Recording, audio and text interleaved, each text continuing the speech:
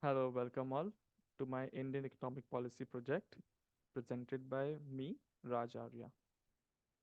So, ladies and gentlemen, today I would like to illuminate a pivotal period in Indian history from 1965 to 1981, often called Phase 2. This era was marked by significant economic, political, and social developments that shaped the nation's trajectory.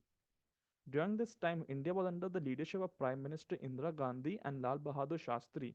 While several sectors experienced positive growth, the industrial sector faced challenges with its growth rate declining from 6.7 to 3.6.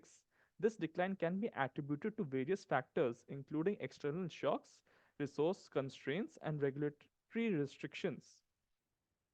India faced a series of challenges during this period, including droughts, conflicts with neighboring countries such as Pakistan and China, the oil price shock of 1973, and the influx of refugees following the formation of Bangladesh. These events strained India's resources and hindered its economic growth. One of the most pressing issues during this time was the grain shortage in India. Prime Minister Indira Gandhi secured grain imports from the United States through the PL 480 Food Aid Program to address this. However, more assistance was required, leading to precarious situations. Tension between India and the United States escalated when India refused to support the Vietnam War. In response, the US and the World Bank initiated the Indian Consortium, Aid India Consortium, offering $900 million in aid annually. However, this aid came at conditions, including the devaluation of the Indian rupee, which further strained the economy. And after the first set of payments, they stopped proceeding with any more payments. Facing mounting pressures from the public, Prime Minister Indira Gandhi collaborated with the opposition to implement the 10-point program. This program included nationalization of banks, ceiling on urban properties, curb on business monopolies, and public grain distribution, among a lot, a lot. Several policies were enacted during this period which impacted India's industrial landscape.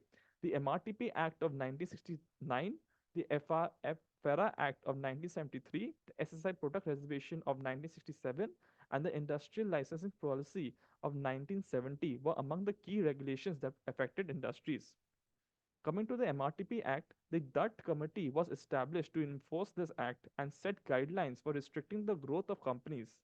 These guidelines include thresholds for gross assets, fixed assets, market share, and interconnected domains.